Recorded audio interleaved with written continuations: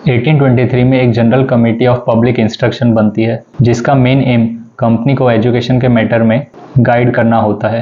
तो जो ओरिएंटलिस्ट थे उनका ये मानना था कि यहाँ पर एजुकेशन यहाँ की नेटिव लैंग्वेजेस जैसे कि संस्कृत और पर्शियन उसी लैंग्वेज में प्रोवाइड करना चाहिए। वहीं दूसरी ओर जो एंग्लिसिस्ट थे उनका मानना था कि यहाँ का एजुकेशन इंग्लिश लैंग्वेज में ही होना चाहिए।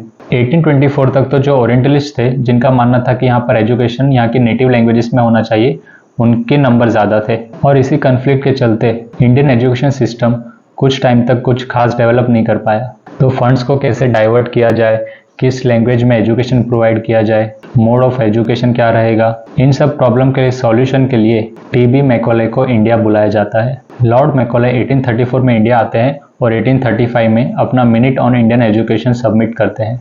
मैकॉले अपने मिनट ऑन इंडियन एजुकेशन में यही बताते हैं कि ब्रिटिश गवर्नमेंट का मेन एम है यूरोपियन लिटरेचर और साइंस को इंडिया में स्प्रेड करना। तो जो भी फंड्स एजुकेशन के लिए दिए जा रहे हैं वो इंग्लिश लैंग्वेज में एजुकेशन के लिए ही यूज़ करने चाहिए और उनकी ये minute on education he Indian education की पॉलिसी, मीडियम, मीन्स और एम डिसाइड करती है। उनका ये मानना था कि इंडिया में एजुकेशन इंग्लिश लैंग्वेज में ही होना चाहिए और साथ में करिकुलम भी वेस्टर्न कल्चर पे बेस्ड होना चाहिए। बल्कि वो अपने मिनट ऑन इंडियन एजुकेशन में ये भी लिखते हैं कि a single shelf of good European library was worth the whole native library of India and Arabia. British East India Company के governor general lord William Bentinck भी उनकी इस बात से सहमत थे।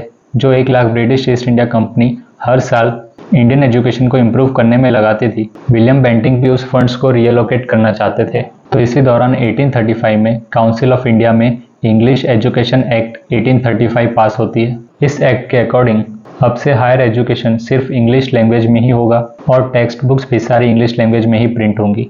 इससे जो स्कूल्स और कॉलेजेस संस्कृत और पर्शियन लैंग्वेज में पढ़ाते थे उन्हें सपोर्ट जो ऑलरेडी इस एक्ट के पहले बहुत कम था वो और भी ज़्यादा कम हो जाता है और इसके बाद में तो सारी फंडिंग और सपोर्ट भी बंद हो जाता है। और साथ ही साथ जो इंस्टीट्यूशंस इंग्लिश लैंग्वेज में पढ़ाते थे उन्हें ईस्ट इंडिया कंपनी की तरफ से फंड्स और सपोर्ट मिलने लगता है। एक और बात थी कि मैकॉले का मिनट ऑन इंडियन एजुकेशन ये भी प्रॉमिस करता था कि वो गवर्नमेंट को English educated government servants provide करेगा और वो भी चीप और कैपेबल। और फिर धीरे धीरे इंडिया 2 क्लासेस में बढ़ जाता है, इंग्लिश नोइंग क्लास और नॉन इंग्लिश नोइंग क्लास।